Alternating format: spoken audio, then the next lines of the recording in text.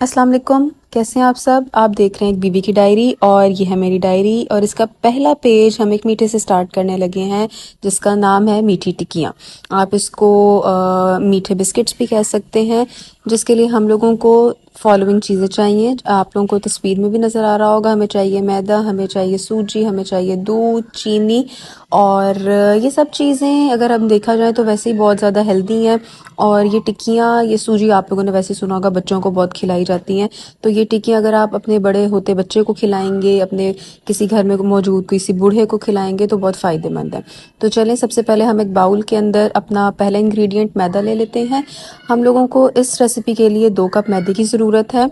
1 cup के अंदर हमारे पास 16 टेबल स्पून होते हैं। मैं यूजुअली इसको घर में बनाती रहती हूँ, इसीलिए मुझे काफ़ी प्रैक्टिस है, तो मैं नॉर्मल स्पून्स को यूज़ कर रही हूँ। अगर आपके पास मेजरिंग कप्स हैं, मेजरिंग स्पून्स हैं तो आप उसको भी यूज़ कर सकते हैं।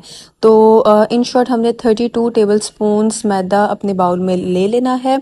और अगर आप चाहें तो इस रेसिपी में बहुत सी वेरिएशंस भी कर सकते हैं। कुछ लोग इसके अंदर तिल डालना पसंद करते हैं, कुछ लोग डेसिकेटेड कोकोनट का यूज़ करना पसंद करते हैं, बट मेरे घर वाले सिंपल चीज़ें पसंद करते हैं। ओके, हम लोगों ने बाउल में अपना मैदा ले लिया है। उसके बाद जितना मैदा हम लेंगे हमने उसका हाफ सूजी का लेना है। इट मीन्स हम लोग इस रेसिपी के लिए इस क्वांटिटी के साथ 1 कप सूजी लेंगे। और आपको अगर सिंप्लीफाई करके बताऊं तो 16 टेबल स्पून हमने सूजी इसके लिए यूज़ कर लेनी है। सूजी जो है ये आपने हमेशा से ही सुना होगा कि बड़ी फ़ायदेमंद होती है, बच्चों को खिलाई जाती है। तो बहरहाल हम लोगों ने ये अपना जो ड्राई इंग्रेडिएंट्स हैं उनको हम लोगों ने बाउल में ले लिया है। अब इसके लिए हम लोगों को चाहिए एक वेट बैटर। उसके लिए हमारे पास 2 चीज़ें रिक्वायर्ड हैं, सॉरी 3 चीज़ें रिक्वायर्ड हैं, दूध, चीनी और घी। सबसे पहले हम लोगों ने दूध को हल्का सा गरम कर लेना है, जिसे हम कहते हैं नीम गरम। इतना गरम कि अगर आप उसके अंदर उंगली डालें तो वो थोड़ी देर के लिए स्टे कर जाए। इससे फ़ायदा ये होगा कि हमारी जो चीनी है और जो हमारा घी है वो बहुत इजीली आपस में एक यकजान हो जाएंगे, एक अच्छी शेप ले लेंगे। बहरहाल दूध गर्म होने के बाद हम इसके अंदर चीनी डालेंगे। चीनी आप अपनी मर्ज़ी के अकॉर्डिंग भी डाल सकते हैं, किसी को ज़्यादा पसंद है, किसी को कम पसंद है। मेरे हस्बैंड को थोड़ी कम चीनी पसंद है, उन्हें कम मीठा पसंद है, तो मैं इसमें 1 कप से कम यूज़ करूँगी। लेकिन अगर आपके घर वाले ज़्यादा चीनी लेते हैं तो आप इसमें 1 कप भी यूज़ कर सकते हैं। उसके बाद हम इसमें डालेंगे घी, ऑलमोस्ट 5 to 6 टेबल स्पून्स। आप लोगों ने इस रेसिपी के लिए इस पॉइंट पे स्पेसिफ़िकली घी को ही यूज़ करना है, और क्यों करना है ये मुझे भी नहीं पता, लेकिन मैं हमेशा से यही बताती हूँ और मेरी अम्मी ने मुझे ये सिखाया कि आपने इसमें घी यूज़ करना है, that's why I am using ghee. उसके बाद हमने इसको अच्छे से मिक्स करना है, इतना मिक्स करना है कि चीनी जो है वो इजीली और अच्छे से डिज़ोल्व हो जाए। उसके बाद आपने इसी बैटर को, ये जो हमारा लिक्विड बैटर क्रिएट हो गया है, हमने इसको अपने ड्राई बैटर के अंदर आहिस्ता आहिस्ता पोर करते जाना है। और उससे पहले बेहतर ये होगा कि अगर आप हाथ से सूजी और मैदे को मिक्स कर लें ताकि सारी चीज़ें इक्वली हर तरफ मिक्स हो जाएं। उसके बाद हम लोगों ने स्लोली स्लोली अपना जो लिक्विड बैटर है उसको थोड़ा थोड़ा करके पोर करते जाना है ड्राई में। और जिस तरह हम आम तौर पे घर में आटा गूंथते हैं, बिल्कुल उसी तरह आपने इसका एक आटा सा बना लेना है।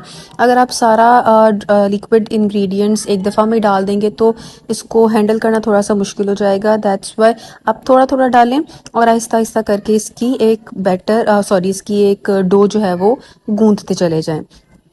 आपको थोड़ा सा मुश्किल लग सकता है, हाथ पे चिपकेगा थोड़ा ज़्यादा, लेकिन इट्स फाइन क्योंकि हमें घी और ये सब चीज़ें को मैनेज करना होगा। उसके बाद ये इस फॉर्म में आ जाएगा। आपको इस टाइम पे लग रहा होगा कि ये थोड़ा सा लिक्विड ही है, ये शायद इंग्रेडिएंट ज़्यादा हो गए हैं, बट इट्स फाइन।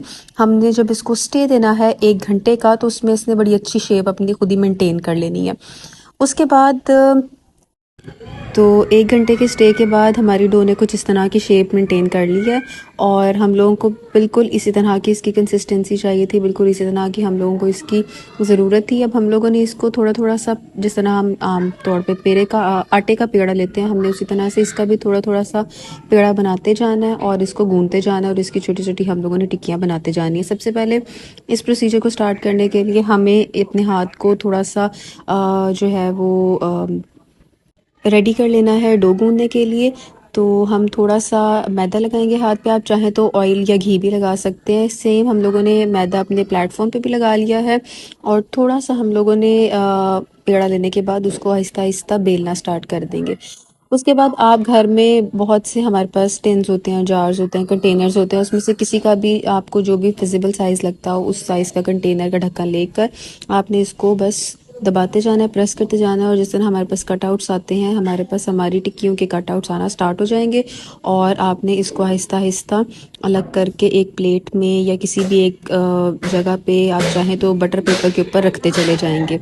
तो ये जो हमारे पास बाकी एक्स्ट्रा मटेरियल बचा है हमने इसको दोबारा में इनके साथ मिक्स कर लेना है और सेम प्रोसीजर हम लोगों ने रिपीट करना है कि हमारी जब तक सारी की सारी जो आटा है वो अपनी टिक्कियों की शेप में ना आ जाए।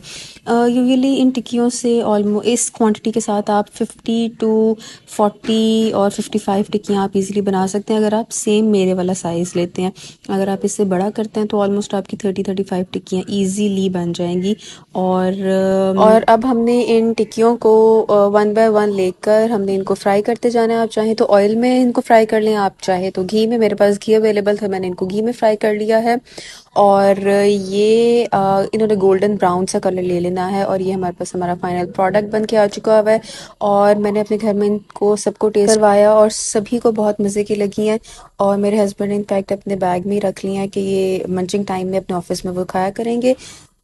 तो ये था मेरी डायरी का आज का पेज और इसी तरह के और बहुत सी स्टोरीज, इस तरह की बहुत सी रेसिपीज़ लेकर मैं आपके साथ आती रहूँगी और मेरी इस डायरी में बहुत सी आपको घर की बहुत सी चीज़ें सीखने को मिलेंगी, किस तरह से as a daughter in law, किस तरह से एज अ वाइफ आप अपने इन लॉज और अपने घर वालों को मैनेज कर सकते हैं, संभाल सकते हैं, ये सब सीखने को मिलेगा। कुछ आप मुझसे सीखेंगे और कुछ बहुत बहुत बहुत कुछ मैं आपसे भी सीख सकती हूँ। तो अगर आपको मेरी डायरी पसंद आई तो इसको लाइक कीजिए, सब्सक्राइब कीजिए और हमारे चैनल को और इसके बेल आइकन को ज़रूर प्रेस कर दीजिए। Thank you.